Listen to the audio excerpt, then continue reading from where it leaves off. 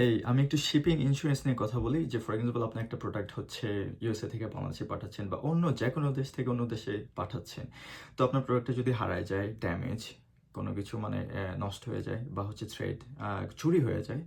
তো theft sorry চুরি হয়ে যায়। তো এক্ষেত্রে কি হবে? তো এক্ষেত্রে হচ্ছে যে আপনার যে প্রোডাক্টের ভ্যালু আছে ওই টোটাল ভ্যালু অনুযায়ী আপনার প্রোডাক্টের ক্ষতিপূরণ পেয়ে যাবেন।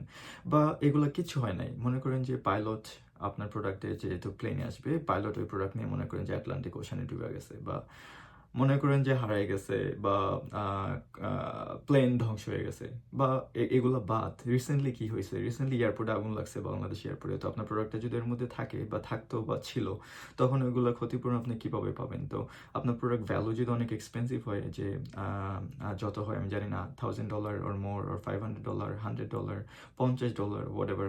তো আপনার যদি ইন্স্যুরেন্স থাকে, তো ইন্স্যুরেন্সটার কাভার দেবে আপনার প্রোডাক্টের ভ্যালু। তো আমি রেকমেন্ড করবো যে আপনি ইন্স্যুরেন্স নেন। কারণ হচ্ছে যে আমি আপনার প্রোডাক্টে জাস্ট শিপিং করতেছি। তো এই প্রোডাক্টের ভ্যালুর ক্ষতিপূরণ দেওয়া ইটস নট ইজি। তো আমি আসলে দেবও না। তো এটার জন্য বেস্ট হবে যে আপনার প্রোডাক্টের সাথে আপনি হচ্ছে যে ইন্স্যুরেন্সটা নিয়ে নেন। আপনার ইন্স্যুরেন্সটা হয়তো 4% 5% আসবে ফ্রম ইউর প্রোডাক্ট ভ্যালু থেকে 4% 5% এটা হচ্ছে ইন্স্যুরেন্স প্রাইস হইতে পারে ম্যাক্সিমাম। আর ডিপেন্ড করে যে আপনার প্রোডাক্ট আসলে কি, আর আপনি যার মাধ্যমে প্রোডাক্ট শিপিং করেন, যে you should purchase shipping insurance. তো এটাই বলার ছিল।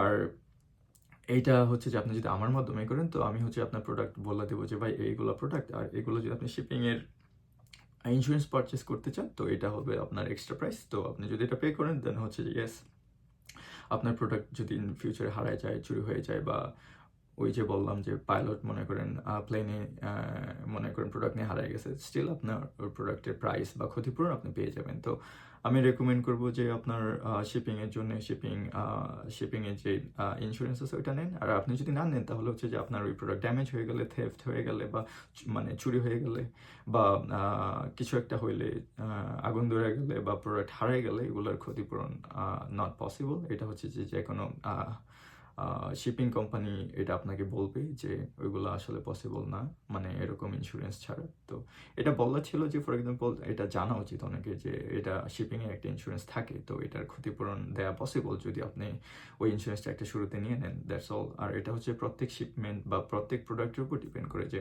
আপনার এই শিপমেন্টে হচ্ছে যে একটা প্রোডাক্ট আছে, ওই প্রোডাক্টের ভ্যালু এত, তো আপনি হচ্ছে ওয়ান টাইম ওই শিপিং ইন্স্যুরেন্সটা কিনতেছেন। ওইটা এরকম না যে মান্থলি আপনার যে ইন্স্যুরেন্সের মতো বা ইয়ারলি ইন্স্যুরেন্সের মতো, আপনার হচ্ছে যে পার প্রোডাক্ট ভ্যালুর উপর ইন্স্যুরেন্স। তো এটাই বলার ছিল যে এটা অনেকে কোয়েশ্চেন করে। তো আমার নাম হচ্ছে সাইদুর ফ্রম USXBD। তো আমি ইউএস এর শিপিং বাইং নিয়ে কাজ করি। তো আপনার যদি এরকম কোনো প্রোডাক্ট থাকে যে কেনা লাগবে অ্যান্ড পারচেস করা লাগবে অ্যান্ড পাঠাইতে হবে বাংলাদেশে, তো আমি ওইটাতে হেল্প করি।